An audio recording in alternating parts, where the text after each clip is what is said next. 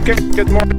We're up the field today. Quite a different on a beanie on.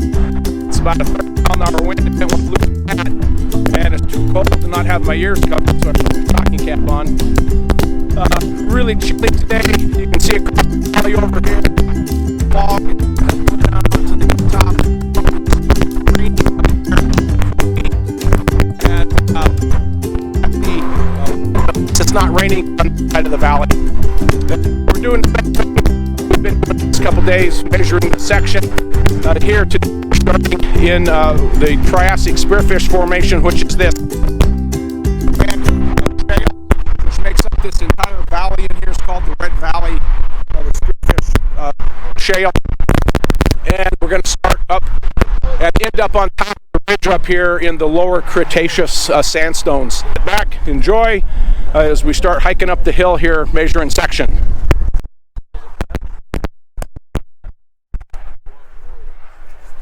So I got 3740 for a Yes. elevation. Okay.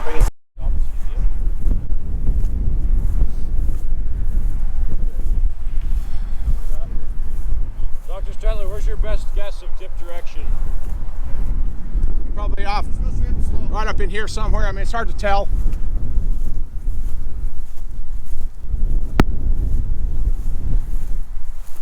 Dominic, here you go.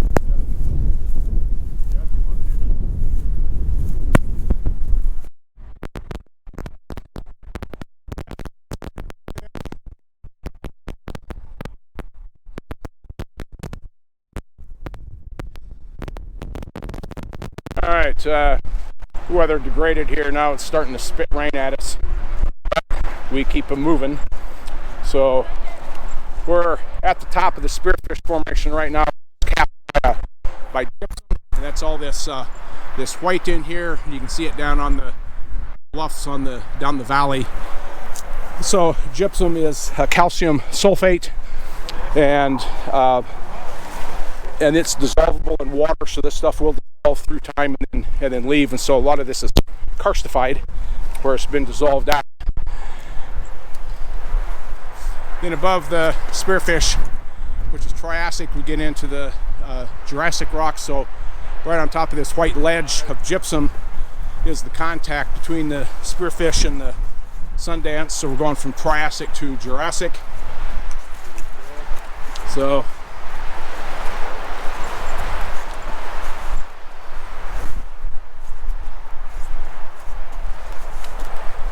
there we are. So I guess we can say welcome to Jurassic Park.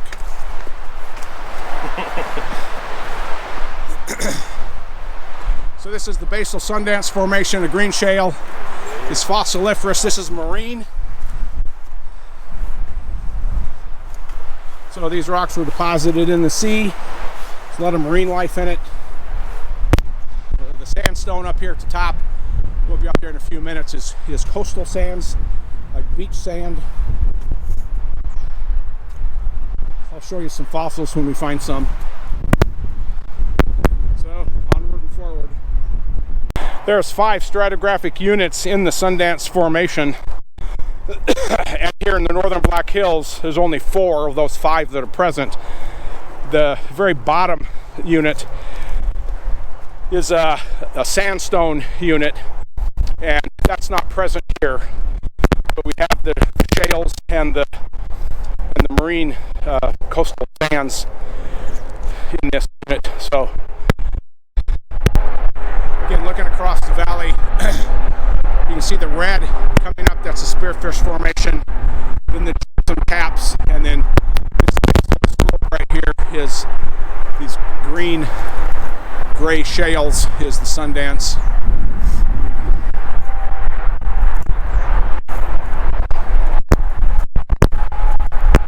So I think the wind is kind of deflecting the rain on the other side of the valley. We're not getting much here, just kind of a heavy mist.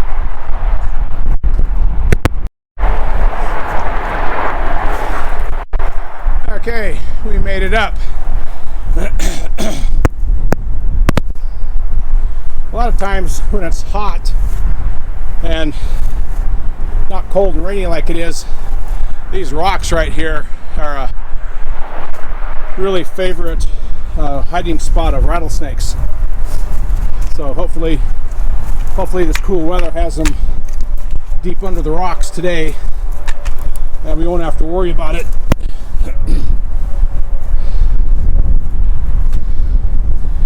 And here we are, coming up to the beach. Okay, this is a Jurassic aged beach deposit. Beach sand, really nice clean quartz sand that has a series of ripple marks on it, or in it. So, you know, you've been to the beach and you've seen the surf come in and out, you've seen the ripples on the surface, and that's exactly what you're seeing right here, is ripple trains, and these are directional.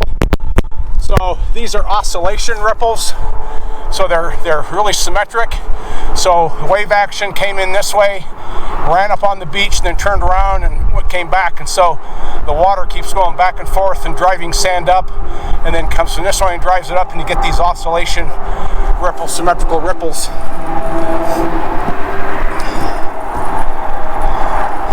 So those are 200 million year old beach ripples right there, and all these layers are full of those things. So, you know, here's ripples here, and you know, all of these surfaces are rippled. I'm sure I'll be able to find one broken off where you can actually see the ripples from the top.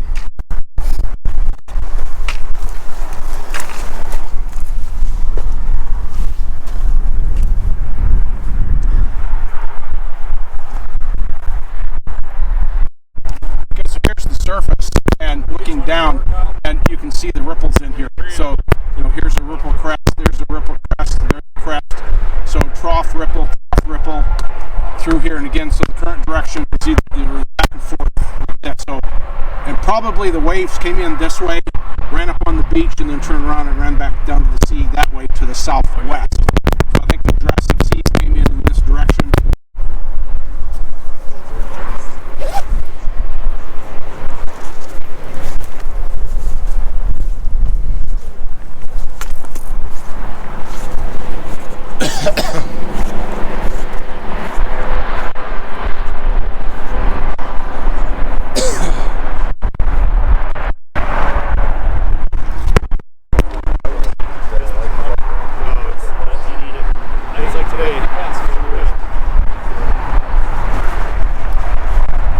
There you can see more ripple marks right there on that rock.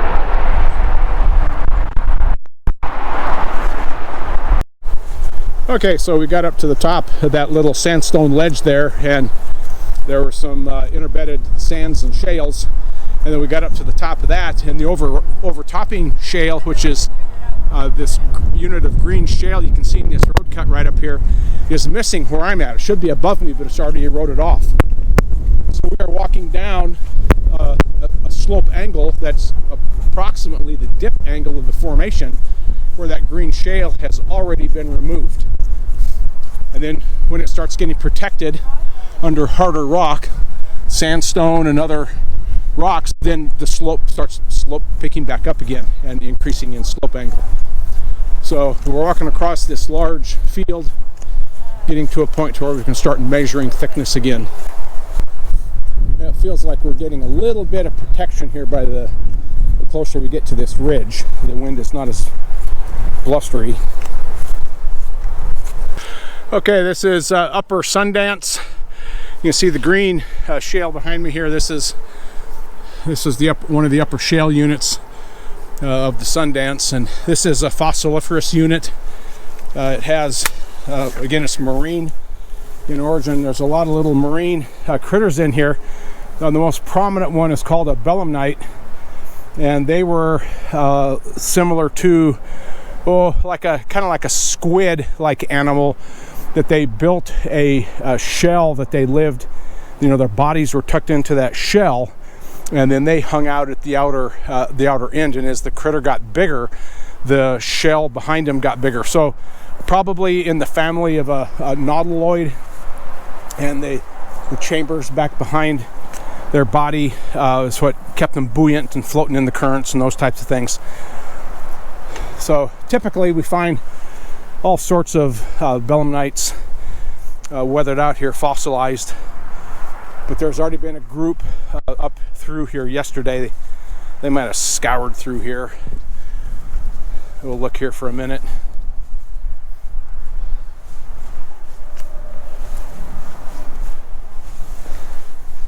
And with the rain, this stuff gets pretty nasty, and I don't want to get 6 inches of this stuff in the bottom of my boots just to find a little piece of a fossil. But if we can see one here,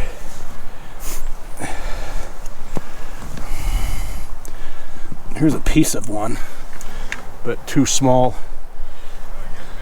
There you can see that it's round. Really, this is a really small one. So this would have been the very small end of it. Sometimes we find them 2 or 3 inches long and like an inch in diameter. They kind of look like a bullet tip. So here's a larger piece of one. But again, you look at it on the end and you can see this is like the half round, so it's broke. But they're cylindrical and they get fatter. They're small at my finger ends. They get fatter, in this case, toward the left. And they will taper down to like a bullet tip if you see a whole thing. So it's pretty tough to find pieces of this over an inch or two long, just because they're fragile and they weather out and then they break.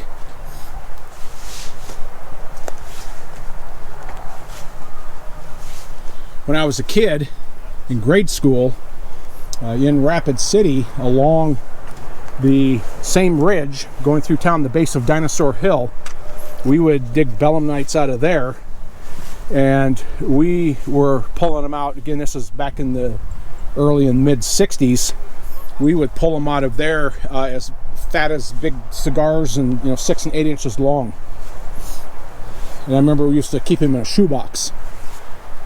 Had no idea what they were, but they were cool, so we collected them. I haven't found anything that size up here at all. Just little pieces.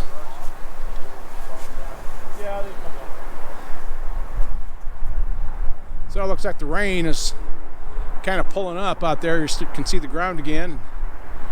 Hopefully this will blow over here pretty quick and the sun will come out. That'd be nice. Okay, so now we got out of that muddy shale down there. It's kind of clearing up a little bit. Yeah, the sun is almost looking like it wants to come out. So we're working our way up to the top of this outcrop up here.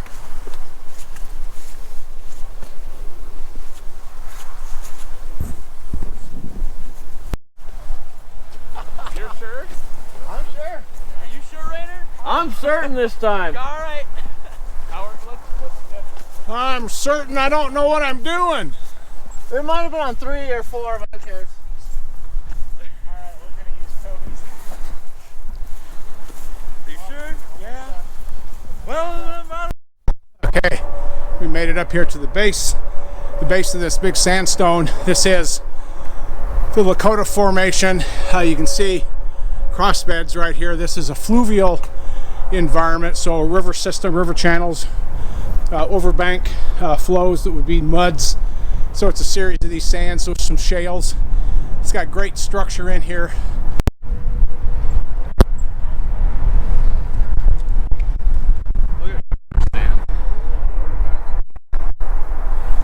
And all that town down there, that's spearfish.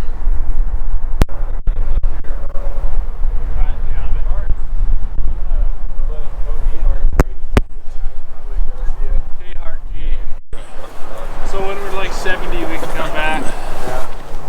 When I'm teaching this field camp. Thanks, Kyle. Oh, what do we see here? Look at this. Is that a question? Yeah. Bedding. Look at all that. No, well, what kind of bedding? Planer bedding. From. Okay, so we are at the 4th location that we are measuring section on. This is in the town of Somerset.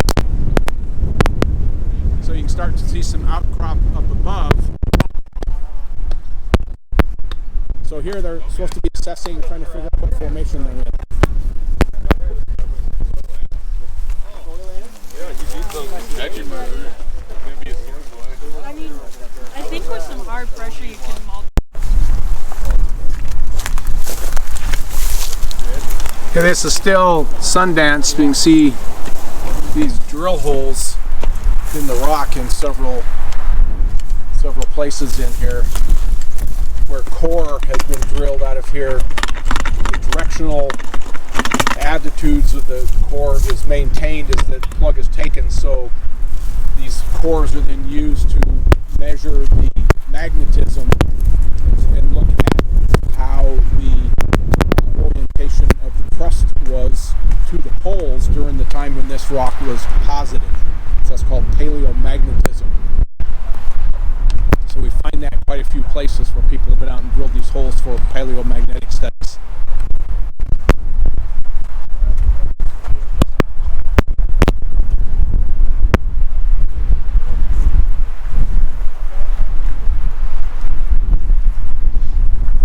White deposits up here, that's all Lakota Formation. I just took a sample right over here. It's extremely fine grained, really small round quartz grains from a wind-blown setting where these materials were blown around by the wind and deposited in dunes. If we get up a little further, we're going to see very large-scale cross-bedding, which are typical of Aeolian dunes as well. So this is Aeolian environment. These are ancient dunes, probably coastal dunes, cross-bedded sand in here. I'll try to find some, you can see some structure going through here. We'll find some cross beds.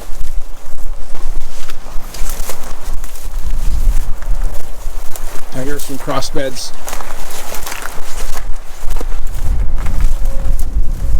So you can see this bounding surface like right here, and then this one swoops up. So these four sets are coming down at an angle like thus, and these under at a different angle. So all these different angular relationships are reminiscent of the big swooping surfaces on windblown dunes. And they all leave their mark in the record. So this unit right down here is the Unkpapa, and then the Morrison's above it, and it comes down, and there's an oxidized zone right there at the very top of the white sand, and then you get into the kind of green shale. So the Morrison Formation is the formation that's the most popular all across the western U.S. for dinosaurs, and there are some fossils that have been pulled out of here locally. Okay, field work is over, and we are in the shop for 2 days. This is Saturday, and students are working on preparing their final stratigraphic columns that describe what they saw out in the field, and a 4-page report that describes the rocks. So we got everybody busy here working away. Looks like some framework of the stratigraphy here. No, it's a chugging grain.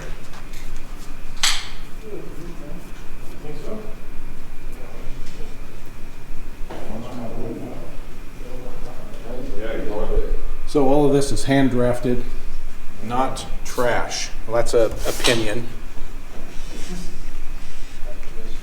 That's an opinion. There needs to be better lights in here. These guys are smart enough to bring extra lights.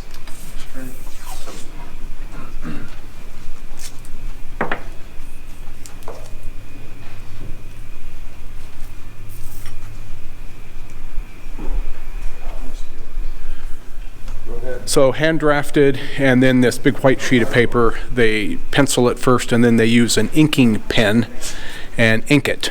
So it's a professional drawing. So these are ink pens right here.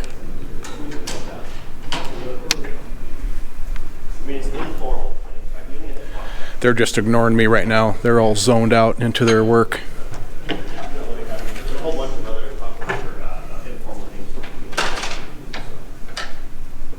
so the red marker is an erosional red calcareous sandstone.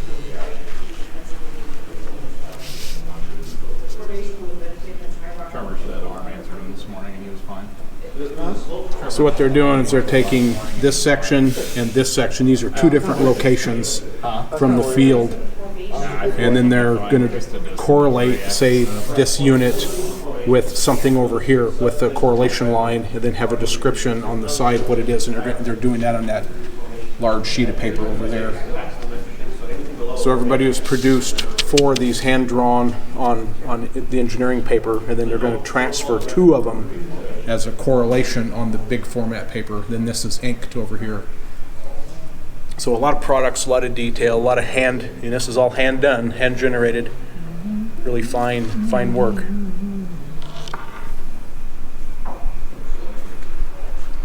Captain's table. It is the captain's table.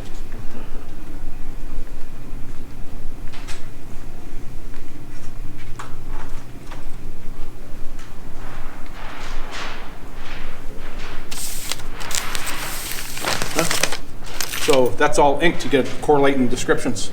How's the writing? Good. Okay, is that what you're working on now? Mm-hmm.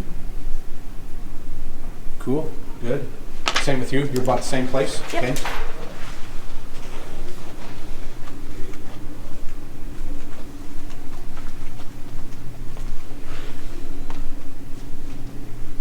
And Emily's commandeered a table. It's pretty low, are you okay? Yeah, I'm good. Okay. See, so there's the difference in the inking pen. This is pencil, and then you go over it with the ink pen, which was a black ink. It's a permanent ink, and you can erase on it, and the ink stays.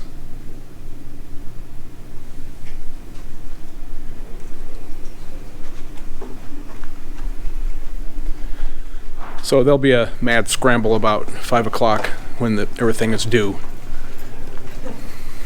Yeah, chuckle.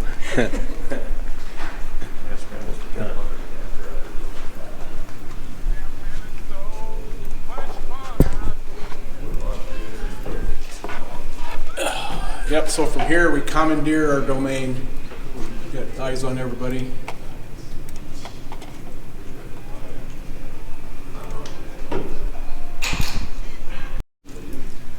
All right, so we got 2.5 hours left.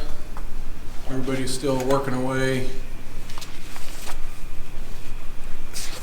Getting some finished products in here.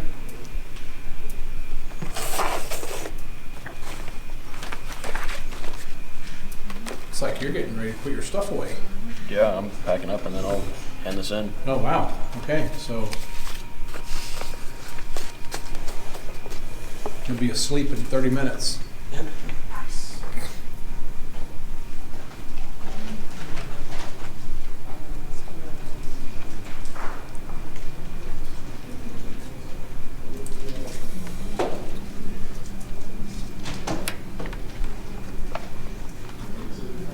Yeah, these are hand done. Don't think there's a plotter here that does that.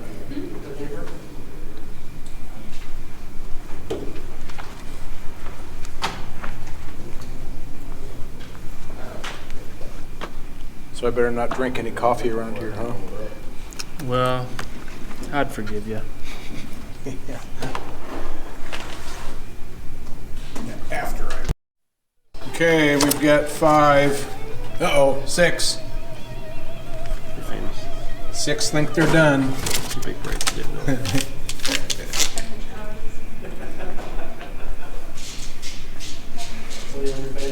These guys are still going.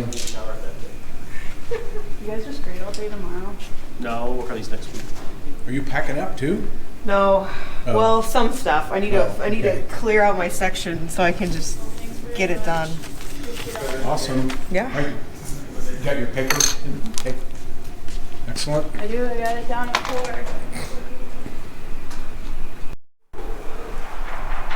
4. Okay, it's nearing the time. Got about 15 minutes. There's 2 going into the bin. Don't roll up too tight. It'll make it impossible for me. Yeah. I gotta bring rocks and stuff to open up and look at. No, there's another one. Looks like it's ready. You just want like rubber band on there? Yeah, we have rubber bands up here. Okay. But you just want like, you don't want it doubled up or anything on there, you just... Whatever works. I figure you're at the stage in your life where you probably fix it out. No, he's not quite You would think so, but Yeah.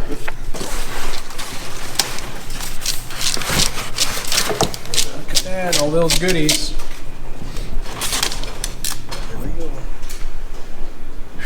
think they're gonna make it. Okay, so I just got home, just pulled into the garage. It's kind of dark in here, I guess. But we are finished with week 1 of the field camp, and it went really well. And so I brought you along so we could go out in the field, and you saw the students using those Jacob staffs with a Brunton compass on it to measure inclination of the rock units and then measure thickness of that, and then they put them together in their stratigraphic columns and did a correlation, wrote a 4-page report describing the rocks, and have turned that in. And so I've been doing this. This is my 21st or 22nd field camp, and this is the first time that I was able to walk out of the building before the due date or the due time. So everybody did really well. As I go through and start grading those things this coming week while we're working on the next set of projects, then I'll also do a little video of that and show you some of the results, maybe a little more detailed than what you've already seen. So that's it for week 1. We have 4 more weeks to go. So we've been 6 days now, about 15 hours a day. Well, today was only about 12. But so very time intensive, really get to work with the students. I've already put in more contact time just this week than a 3-credit course during an entire semester. So that's how intense this is, and we got 4 more weeks to go. So that's it for this week. Hope you enjoyed it. Let me know in the comments if there's things you want to see possibly, or if you have any comments on any of the things we did. So thanks for coming along. Hope you enjoyed it. Thanks for watching, and see ya.